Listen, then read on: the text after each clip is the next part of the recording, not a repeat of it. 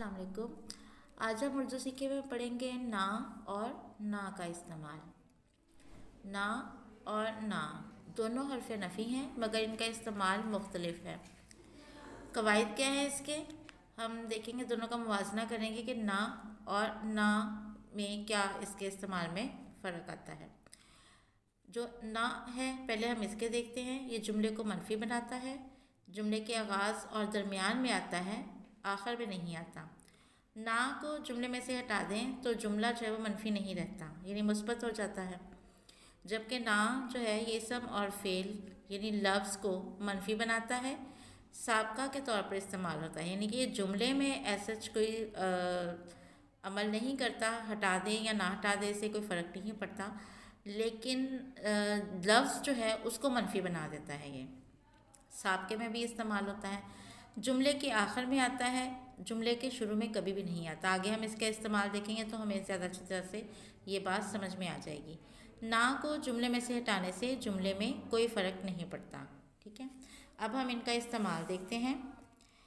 ना का इस्तेमाल जो है वो मिसालों के साथ। पहले हम इसको देखते हैं कि इसका इस्तेमाल है मना करने के लिए, यानी ये नहीं और मत के मानों में इस्तेमाल होता है।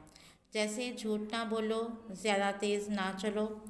इसी तरह ये तमन्ना या शर्त के लिए भी इस्तेमाल होता है, यानी ऐसे जुमलों में इस्तेमाल होता है जो शर्तिया और तमन्नाई होते हैं। जैसे अगर तुम ना आते तो मैं भी ना चाहता, या काश तुम ना बिछड़ते। अब है ना का इस्तेमाल। साबका के तौर पर इस्तेमाल होता है, यानी कि ना जो है वो इसम सिफ्त या इसम मश्तक को मनफी बना देता है और मनफी मुरक्कब या साबका बन जाता है। जैसे समझ से ना समझ, जायज़ से नाजायज़, काम से नाकाम वगैरह। ठीक है, इसका अगला इस्तेमाल ये है कि यह ताकीद के लिए भी इस्तेमाल होता है, यानी कि बाद में ज़ोर और ताकीद पैदा करने के लिए इस्तेमाल होता है।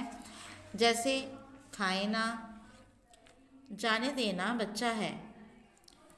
इस्तिफ़हाम के लिए यानी पूछने के लिए या सवालिया जुमले के तौर पर भी इस्तेमाल होता है। जैसे ये लिबास ठीक है ना, मेरी मदद करेंगे ना। इसी तरह तज़ीन कलाम यानी कलाम की खूबसूरती के लिए भी, अंदाज़, नखरा और कलाम में खूबसूरती पैदा करने के लिए भी ना का इस्तेमाल होता है। जैसे हाय अल्लाह देखिए ना, कुछ कहिए ना, अल्लाह है ना। इसी तरह यह तस्दीक के लिए यानी अपनी बात को सच मनवाने के लिए भी इस्तेमाल किया जाता है। जैसे है ना, आप आ रहे हैं ना। ना जुमले के आखिर में इस्तेमाल होता है और इसे हटाने से जुमले के मफ़हूम में कोई फ़र्क नहीं पड़ता। मसलन वही हुआ ना जिसका डर था, अगर हम इसमें से ना हटा भी दें तो जुमले में कोई फ़र्क नहीं पड़ता। जैसे वही हुआ जिसका डर था। ठीक है, उम्मीद है आपने ना और ना का इस्तेमाल जो है उसको अच्छे से समझ लिया होगा।